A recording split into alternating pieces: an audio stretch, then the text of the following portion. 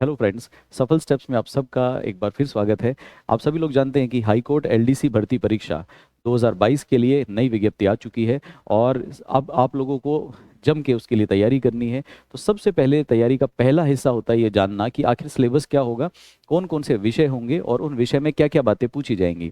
High court LDC भर्ती परीक्षा में एक सिंगल ऑब्जेक्टिव टाइप पेपर होता है जो टोटल मिला के 300 नंबर का होता है। उसके अंदर 150 क्वेश्चन पूछे जाते हैं, हर क्वेश्चन के 2 नंबर होते हैं, कोई नेगेटिव मार्किंग वहाँ पे नहीं होती। और ये पेपर कंपैरेटिवली बाकी वैकेंसी से थोड़ा इजी होता है क्योंकि इसके अंदर सब्जेक्ट बहुत कम है। बाकी हर जगह आप maths, reasoning, English, Hindi, Rajasthan का जीके, इंडिया का जीके, बहुत सारी चीज़ें पढ़ते हैं। यहाँ आपको इतना नहीं पढ़ना, सिर्फ 3 विषय के अंदर आप महारत हासिल कीजिए और आपका सिलेक्शन पक्का। सबसे पहले आपके सिलेबस के अंदर एक हिंदी का पेपर होता है, एक इंग्लिश का पेपर होता है और इसके साथ राजस्थान का जीके पूछा जाता है। मतलब वर्ल्ड का और इंडिया का जीके आपके सिलेबस का हिस्सा नहीं है। तो 3 पेपर होंगे, सभी के 50-50 नंबर, 50-50 क्वेश्चन आएंगे, 100-100 नंबर सभी के होंगे। आइए देखते हैं कि हिंदी में हमारे सिलेबस में क्या क्या चीज़ें हैं। देखिए, हिंदी में नॉर्मली वही सामान्य बातें जो हिंदी कहीं भी अगर किसी एग्जाम में होगी तो यही सब बातें पूछी जाती हैं, यहाँ भी वही है। हमें पढ़ना है संधि, संधि के भेद और संधि विच्छेद। तो एक तो हमारे सिलेबस में संधि है, कंप्लीट संधि पढ़नी है। संधि होती क्या है, कितने प्रकार की होती है और संधि विच्छेद कैसे किया जाता है। हमें पढ़ना है समास, तो समास में भी पूरी चीज़ें पढ़नी है, समास के भेद, समास विग्रह और समासिक पदों की रचना। हम लोगों को पढ़ना है उपसर्ग और प्रत्यय, तो हमें उपसर्ग और प्रत्यय दोनों पढ़ने हैं।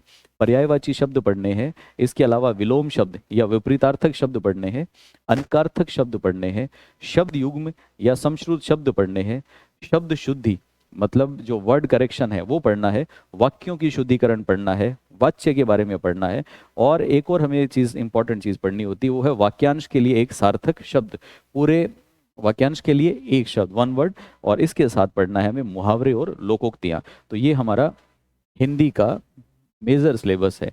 इस सिलेबस में आप देखें तो बहुत ज़्यादा कुछ नहीं पढ़ना, जैसे पारिभाषिक शब्द वगैरह और ये सब चीज़ें अब की बार इस सिलेबस में नज़र, अभी तक हिंदी में तो एटलीस्ट नज़र नहीं आ रही हैं। अब चलते हैं हम लोग इंग्लिश के सिलेबस के बारे में। इंग्लिश का सिलेबस भी देखें तो यूँ समझ लीजिए कि हिंदी का जो व्याकरण में पढ़ा वही सब चीज़ें आपको इंग्लिश में भी पढ़नी होती हैं।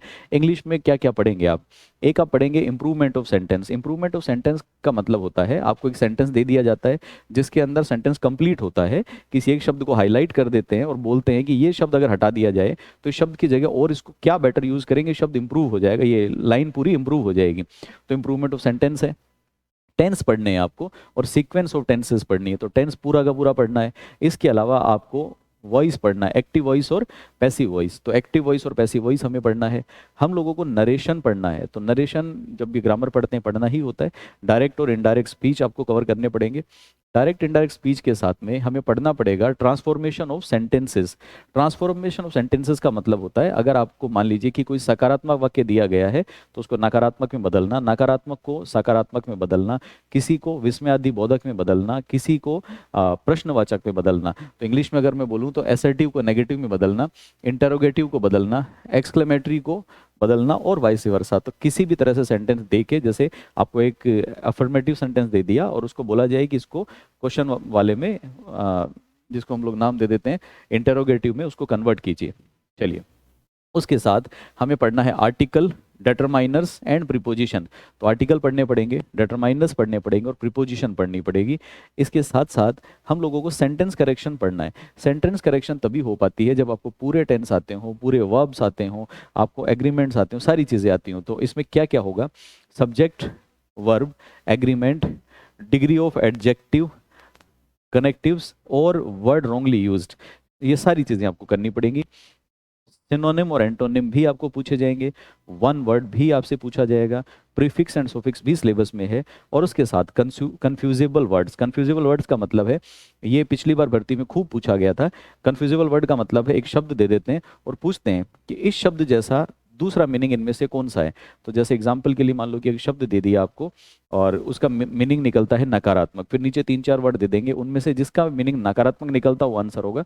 ऐसे क्वेश्चन भी यहाँ पे पूछे जाते हैं। और साथ के साथ आपको पूछा जाएगा इडियम्स एंड फ्रेजेस। तो ये इंग्लिश का कंप्लीट सिलेबस है। इंग्लिश के सिलेबस के साथ साथ बाकी बचे हुए 50 मार्क्स के लिए, 50 नंबर के लिए आपको पढ़ना पड़ेगा जनरल नॉलेज। जनरल नॉलेज में हमें मेनली 3 चीज़ें पढ़नी है। 3 चीज़ें क्या क्या हम लोग पढ़ेंगे, आइए देखते हैं। हम लोगों को पढ़ना है सबसे पहले तो करंट अफेयर। करंट अफेयर में ऐसा मानता हूँ कि आप लगभग आज से 2-3 महीने पहले से स्टार्ट कर लीजिए, और जब तक एग्ज़ाम नहीं होता तब तक पढ़ लीजिए। रफली अगर हम बोले तो जुलाई से स्टार्ट कर लीजिए। आप जुलाई से अगर आप करंट अफेयर स्टार्ट कर लेंगे तो जुलाई से लेके आपका ये जो एग्ज़ाम है वो ऑन एन एवरेज ये मान के चलें कि अभी सितंबर तक तो डेट ही है। सितंबर के बाद 1-1.5 महीना जो एग्ज़ाम की फॉर्म भरने की डेट होगी वहाँ से 1-1.5 महीना आगे जाएगा ये, तो वहाँ पे एग्ज़ाम होगा, तो वो भी आपको 4-6 महीने का आप करंट अफेयर पढ़ लें, मोर देन एनफ है। इसके साथ आपको पढ़ना है ज्योग्राफी एंड नेचुरल रिसोर्सेज, और ज्योग्राफी और नेचुरल रिसोर्सेज के साथ में आपको पढ़ना है history and culture of Rajasthan. तो इतना अगर आप कवर कर लेते हैं तो आपका कंप्लीट सिलेबस कवर हो जाता है। और मैं उम्मीद करता हूँ कि ये आज का सेशन आपके लिए यूज़फुल रहा होगा। हम जल्दी ही और इम्पोर्टेंट जानकारी इस संबंध में आपके साथ शेयर करेंगे। तब तक के लिए इसी तरह से हमारे चैनल के साथ बने रहें, लाइक करें, सब्सक्राइब करें और ज़्यादा से ज़्यादा फ्रेंड्स के साथ शेयर करें। और अगर आप एलडीसी में एक शानदार तैयारी करना चाहते हैं तो हमारे सफल स्टेप्स के साथ में जुड़ें। हम एक आपको बेहतर और एक सिस्टमेटिक तैयारी उपलब्ध करवाएंगे जो ऑनलाइन और ऑफलाइन दोनों माध्यम में उपलब्ध होगी। धन्यवाद।